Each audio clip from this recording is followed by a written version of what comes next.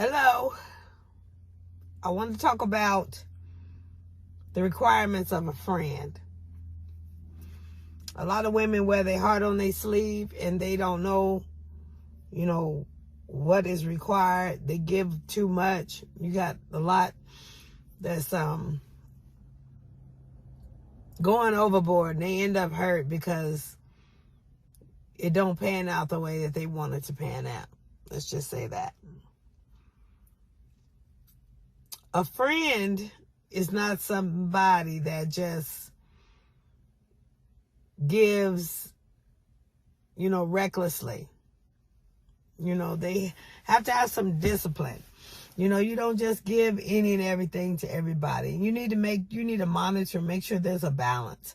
Make sure that you're receiving as much as you're giving, it don't have to be 50-50. Sometimes it's 80-20. Sometimes, it's, sometimes it's 60-40. Give and take. It's just got to be give and take. It's got to measure up. If not, you're just going to drain yourself. Just constantly giving something, trying to prove something to a man or trying to impress a man by what you can do. A lot of women do that because they try to show that they're submissive, but that don't show that you're submissive. Because when the finances or the resources run out, what you got to give? What you going to do? Some people, they try to buy their relationships. They try to buy their friendships. Like I say, the new word now is situationships.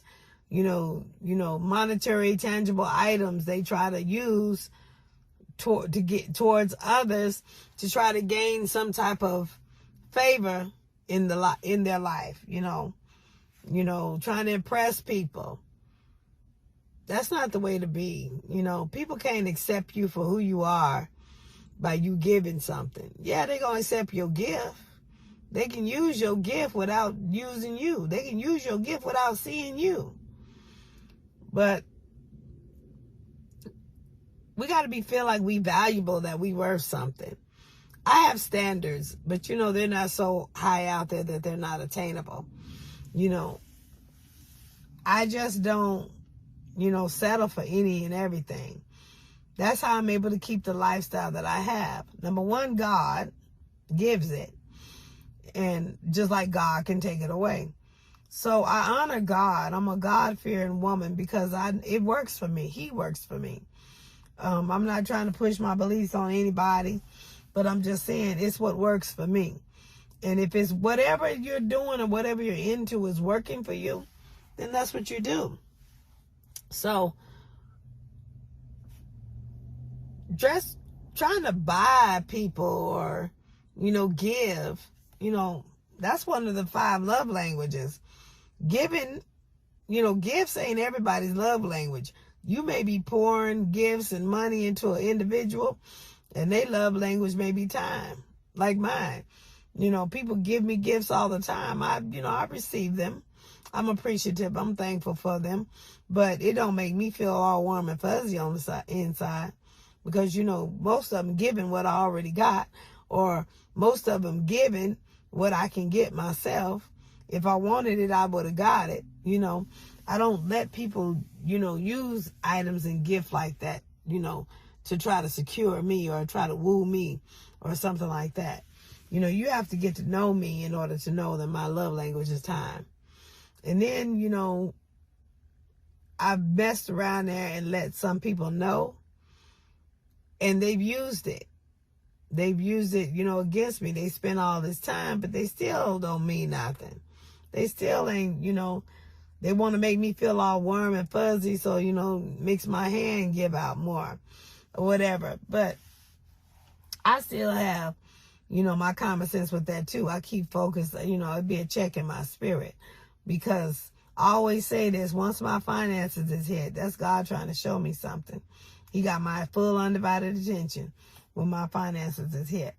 So, and I have to sacrifice for some things because, my finances been hit. So, I'm a giver. I really am. I give. I'm just a giver.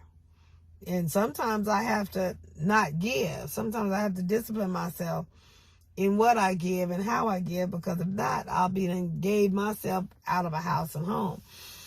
So friendship is, you got to be a friend if you want a friend. Friendship is not getting mad at somebody and going out telling all their business either. That's not a friend. People have done me wrong, but I don't go out there and spread all their stuff. I know some stuff that, like I said earlier, I could have, I got to take to my grave, Me having a platform like this with last I checked, almost 500 viewers on all platforms, I could potentially destroy some people, if I just told the truth, And when I tell something, I come with evidence. I don't have a schizo personality. I'm not bipolar. If I'm going to bring something to the table, I'm going to bring evidence. You ain't going to tell me, I'm not going to tell you I got this, that, and the other, and I can't show it. I can't prove it. If I find out something and I want to, find justice or bring it to the table, I'm bringing proof with me. It ain't going to be no doubt. It's going to be a done deal if I do some stuff like that. So I don't just be talking, If, but I'm saying, if they a friend, you don't do that.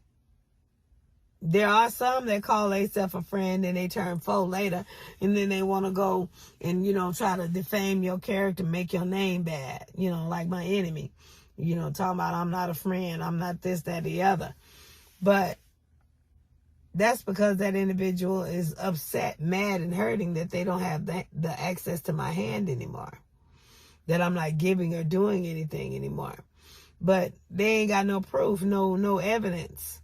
No nothing on me. They just speaking, just mouth. I was a friend, and I was a very good friend. I was too good of a friend. Most of the time I'm wifey, I go above and beyond, But when that's gone, they start feeling some type of way, and then they want to go defame your character. Even after that, I don't do it. There's some stuff I know about people. Like I say, I'm the one that everybody tell everything to. I'm the bus driver. The bus driver always know everybody else's business. They sit there and listen. And when people riding on long hauls, I learned this when I was a school bus driver. When they riding on long hauls and kids ain't had nothing to do, they want to sit there and talk. They want to release some things. And I'm the one that they used to release it on. It's still, even when I was a tour bus driver, I met so many people, just because they, tour, they come from different places. They come over, offload on me. They feel comfortable to do it because they know they go back home free. They ain't got to never see me again or whatever. There's some people in my life, well, some that used to be in my life, and even today, there's some people in my life that, they just feel comfortable to tell me stuff. I'm that counselor. I'm that one. And I know some stuff that if I was to say anything, some legal repercussions could take place, But I'm not that type of person.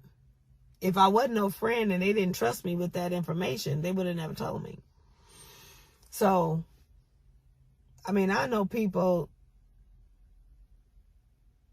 let's just say they pretending to be somebody they ain't. But like I say, I'm a very trustworthy person, or else they wouldn't tell me these things. But when they don't have the hand of me, when they try to defame my character, they try to say all manner of evil against me, it's the opposite. Knowing that if I was to get upset and just say, put it out there, the stuff that I know, they could really potentially be in trouble. And I don't know if they think it's because I'm scared or what. That's definitely not the case. But they think, when you quiet, people, that's what they normally think is you scared. You quiet. I like quiet because I like peace. But that don't mean I ain't got no mouth. I can use it. Like I said all the time, I'm very educated and I know it. I know how to talk circles around people. I know how to give information. And they wouldn't even know that the information was given until they got home. So, when you do people wrong because you ain't getting your way, it comes back to bite your butt, but it don't mean I have to do it. Vengeance is mine, saith the Lord. I just give it to him. That's what I normally do. Because I learned a long time ago that God can get somebody better than I could ever get them. And when God get them, they know they've been got. And they be got for a long time. And I can sit back. I ain't have to break a nail or a sweat. And I don't mean I rejoice in their downfall, but I do rejoice in the fact of the Lord vindicated. I do rejoice in that. But I like the fact that my hand wasn't in it. They fall or they demise. You know, I could just go on and live my life, and they can go on and live with the fact that they knew they had a real one and they mistreated that person. So hopefully they'll learn their lesson, and if God allowed them to get another real person in their life, that they would treat them better. You know, we're judged by how we treat people. That's where our ministry is out here. You know, how we treat people. It's not sitting up behind a pulpit on a soapbox preaching a message that half of them ain't even practicing themselves. All they doing is creating a show to pass an offering plate. That's all they doing. And they so in debt and credit cards screaming, and they don't have this, that, and the other, but they trying to paint this picture. Living off the people. God is not pleased. That's Ezekiel 34. That's something I'm not into. I don't feel comfortable with. I've been the person that they lived off of. I've been the person, one of the people that they raped, you know, as far as, you know, to get all they can get, and I didn't have. Now that I'm not doing as much and getting all that I want, you know, for myself, it's a problem. So, like I said, being a friend means that you treat people how you want to be treated. As far as if you go above and beyond, you know, that's on you. But you got to realize you got to have boundaries. Friendship comes with boundaries. You know, marriage and significant, marriage, period. You know, that's what I believe in, is marriage. You know, that's two souls being knit together. That's soul tie. That's one, becoming one. So that's, you know, what belongs to him belongs to her, and her belongs to him. You know, that kind of thing. But don't act like you're married to somebody that's just a friend. Don't give all your investments, all your savings, don't clear out your bank account just for a friend. Because that friend is not obligated to be there. That friend ain't obligated to keep on being there. You know, they might be there just for a season. But somebody that you're trying to build a life with, you know, you can test the waters with that. But there's got to be some type of commitment for you to go all in. If not, you're just being suicidal. Because after your well runs dry, they may be gone. And you sitting there dealing with the residue, the aftermath. And some of us is too old to start over and try to start rebuilding. So we just there. That's why I picture Falling from Grace, I think it is, hit so hard. There's so many people, scams out here on these senior citizens, you know, people that, you know, got their stuff stored up, you know, if they got any kind of savings stored up. They come in with this identity theft, they rape them, they get all their money, and they just leave them there. You know, they done took all their finances, all their investments, all they everything, and they just leave them there. And then they too old to start over. So they struggling on a fixed income.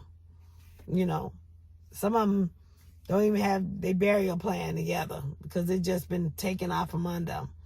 You know, some of that is, you know, ignorance because you don't get yourself together. Because, you know, when you're living, you ain't thinking about dying. But that, you got to get your paperwork in order. You do.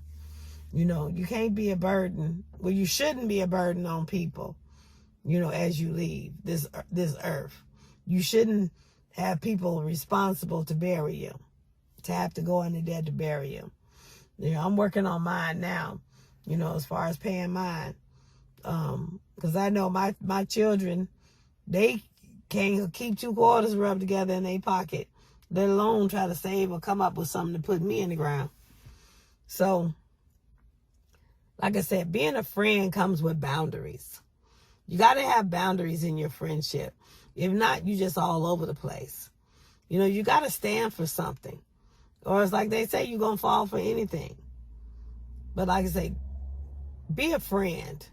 You know, help them if you can. You're within your ability, with your means. You know, go as far as you want to go. But don't be all out there, just throwing it all out there. Because looking for them to reciprocate, in my experience, 9 times out of 10, they don't. They don't reciprocate. I had one that at least tried to do something. But it wasn't to the degree that I have given to that individual. So, and I'm not saying that that individual wouldn't do it, but I'm just saying it'd be a long time coming. Because that individual got to get some things in order in their own life. So if you're looking to give to get something back right now, it may not be right now. It may be down the line or whatever.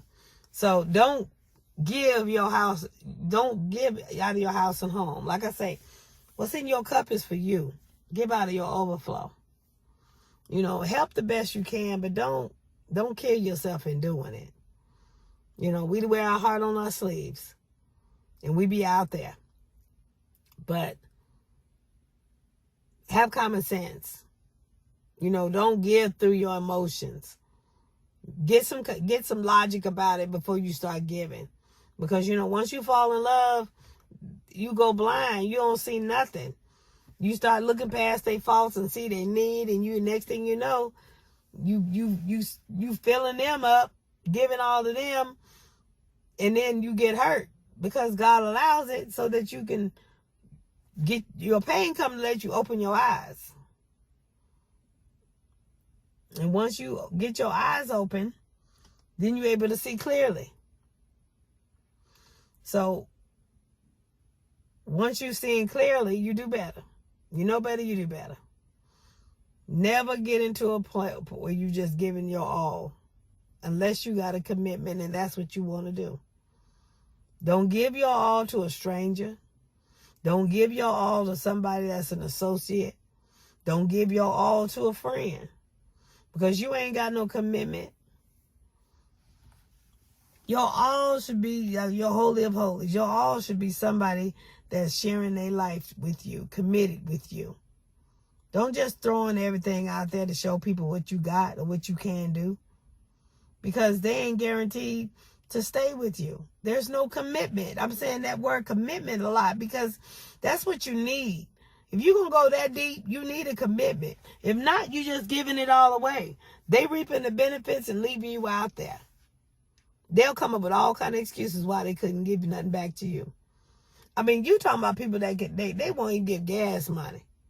You know, just say, I ain't got it, but here's $20 gas. You know, inflation's high. I know you're struggling and you help me out a lot. Here's some gas money. Or come take it out and trade or help come do something. You know, there's some people that just won't do. They just take and keep going. They have that entitlement spirit. That ain't no friend. You being a friend to somebody that ain't being no friend to you. Like I say, I talk about the Samaritan, Good Samaritan. That was his enemy, but he became a friend. He took him and he put him up in a place where long enough where he could heal, and he was fed and help himself get back together. Not sit there and keep doing it for him. He didn't have to sit there and feed him physically, keep hand feeding him. He didn't have to sit there and monitor him. He put him in a place where he could get better, and he went on about his business. And he never saw that person again, as far as we know. So that's being a friend, helping somebody that's, and I'm sure he gave out his overflow because he went on about his business. He didn't hinder him. He gave and he went on. So anyway, I'm going to get off of here because this thing probably getting hot. I just want to come on here. Friendship come with boundaries. Don't be no fool. Don't be no fool. Ladies, don't be no fool. Don't give all your giving away. Don't sit up broke.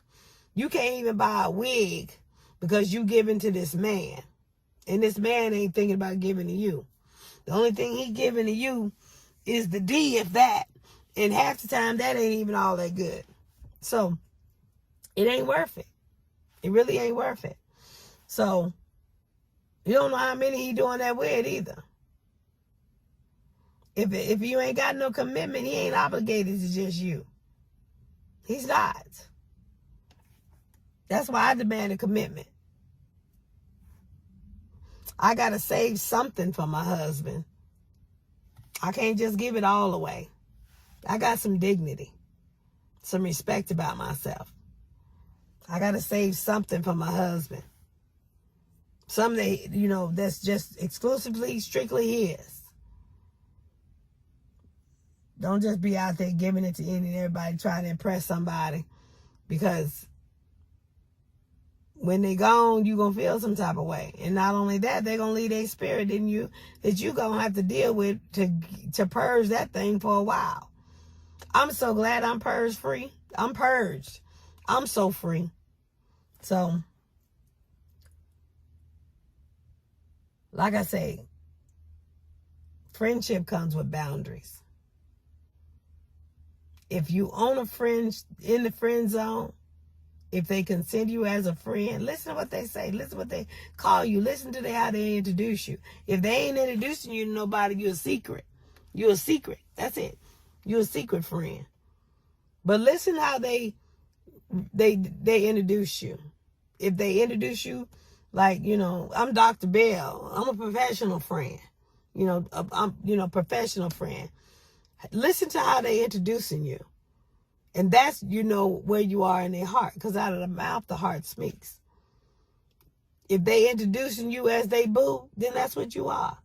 Don't be more than what they saying. Don't make up a scenario. Don't blow it up. Don't inflate it.